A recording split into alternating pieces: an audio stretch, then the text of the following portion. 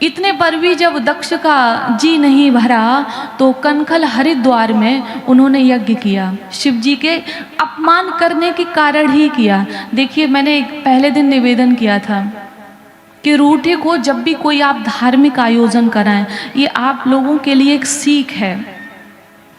जब भी कोई धार्मिक आयोजन कराएं, आपके घर में गृह प्रवेश हो या सत्यनारायण की कथा हो, भागवत हो या बेटी का विवाह हो, वो भी एक आयोजन हो। उसमें भी कहीं ना कहीं हम भगवान को, यजमान को, पंडित को, सबको बुलाते हैं। उसमें मतलब भगवान का आह्वान करते हैं कि नहीं करते हैं। पहले वधू से पूजन करवाते हैं, उसके बाद घर में प्रवेश कराते हैं। तो आपकी कोशिश होनी चाहिए कि जो आपके जन हैं, जो आपका परिवार है, वो आपसे अलग ना हो, वो आपसे रूठा ना हो, क्योंकि सबको सम्मिलित करके ही ऐसे आयोजन किए जाते हैं। सबके आशीर्वाद से ही फलीभूत होते हैं, तो सबका आशीर्वाद लेना चाहिए।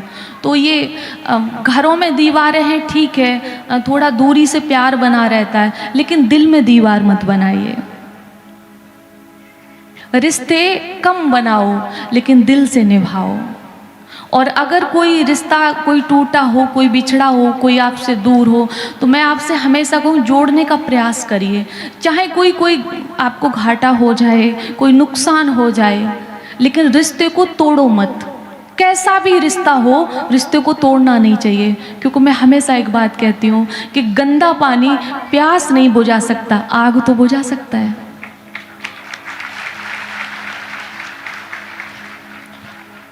क्योंकि समाज में हम ऐसे नहीं रह सकते। मनुष्य एक सामाजिक प्राणी है, समाज एक परिवार की तरह होता है, और जो समझदार व्यक्ति होगा वो पड़ोसी से और परिवार से कभी नहीं बिगाड़ेगा, क्योंकि आपकी मुसीबत में आपका परिवार और आपका पड़ोसी ही खड़ा होगा।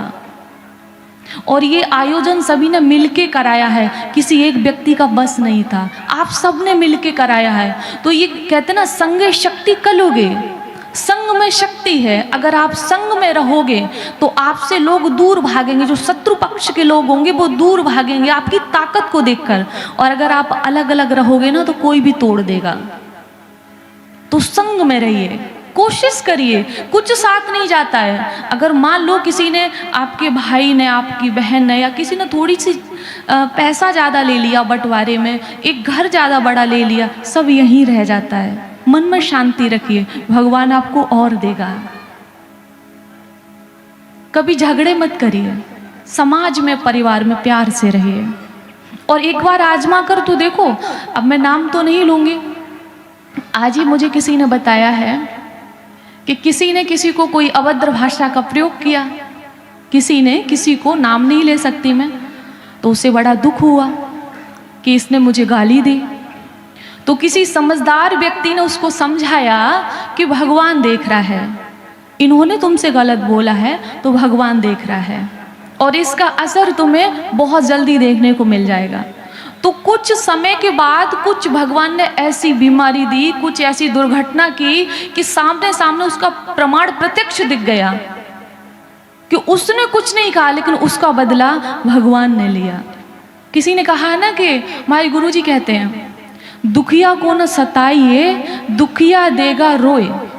दुखिया को न सताइए, दुखिया देगा रोए, और जो दुखिया के मुखिया सुने तो तेरी दशा का होए।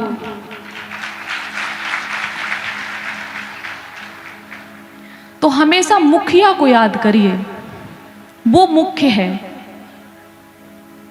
तो छोटी सी बात समझाने का प्रयास किया। वैसे तो आप समझदार हैं, मैं कोई ज़्यादा समझदार नहीं हूँ, और कहीं ना कहीं आप लोगों से जुड़ के मैं भी चलती हूँ, जुड़ के रहना ही पड़ता है। आप लोगों के सहयोग से ही सब चल रहा है, आप लोगों के प्यार से ही चल रहा है। तो इतना तो सीख ही लिया है कि मतलब समाज में, परिवार में, सब में कैसे रहना चाहिए। तो इसलिए आप लोगों को सिखाते रहते हैं, जहाँ भी जाते हैं परिवारों को जोड़ने का प्रयास करते हैं, टूटे हुए को जुड़ाते हैं, जोड़ने का प्रयास करते हैं।